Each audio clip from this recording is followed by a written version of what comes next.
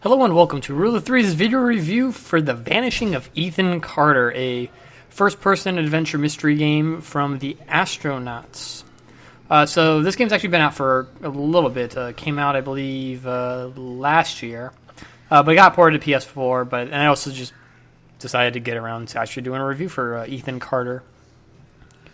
So I guess I'll just get straight into the review.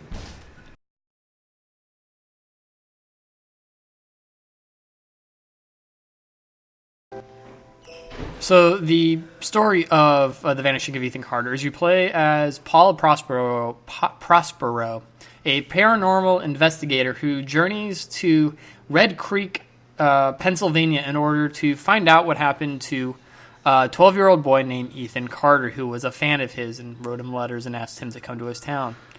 As Prospero tries to figure out what happened to Ethan, he learns about a creature known as the Sleeper who has possessed Ethan's family and is trying to figure out what the hell happened, as well as what the Sleeper actually is.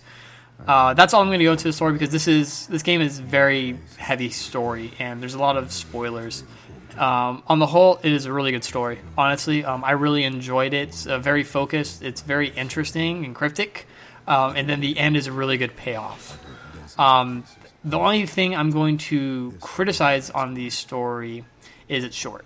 I was able to pretty much beat the game in about 3 hours.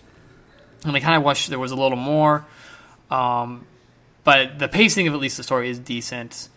But yeah, it's a really good story. I kind of, like I said, if I could get into spoilers, I really want to dig into this game because it's very good in terms of kind of the overall story narrative is.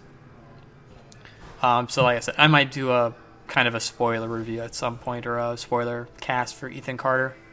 Just because I really enjoy the story and like the themes of it. Police won't help you, and the priests don't believe you. You call on Paul Prospero. You call on me. If you're a kid like Ethan, you're right. Plenty do. Ethan's letter started out just like any other fan mail. But soon there were mentions of things no little boy should know about. Gameplay is super simple.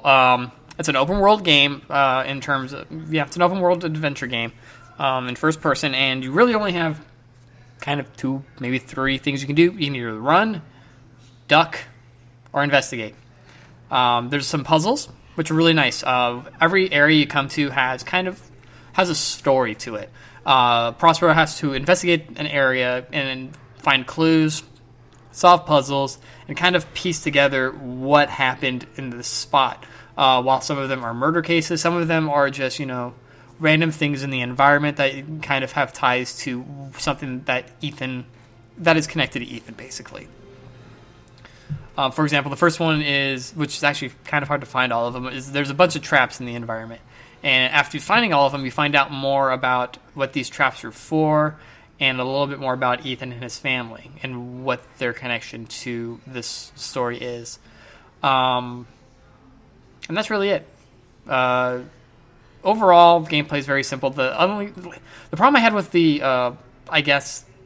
gameplay was the open world's really big, which is nice and it's beautiful and gorgeous and it's fun to explore. But backtracking is kind of a pain in the rear.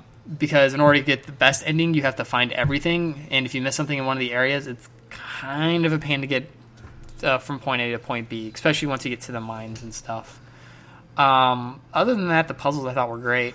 They're fairly simple but hard. And there's something at the very beginning of the game which sums up this game very well in terms of gameplay, and that is it's a narrative-driven gameplay that doesn't hold your hand. There's no tutorials. It doesn't tell you where to go. It doesn't tell you what to do.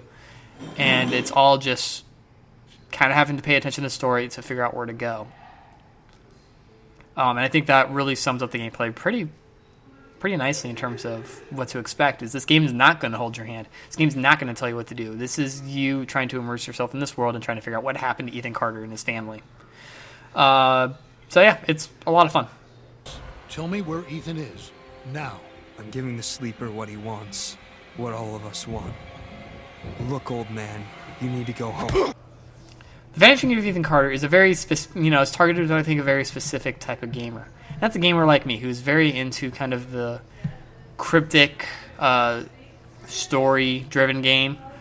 It's very similar to what's the game that came out recently that was kind of like I don't know, it kind of has a slender feel to it to some extent in some of the areas where you have the papers, and then it has some of I can't think of the game's name right now, but it plays very similar to those and has kind of a similar vibe in terms of story.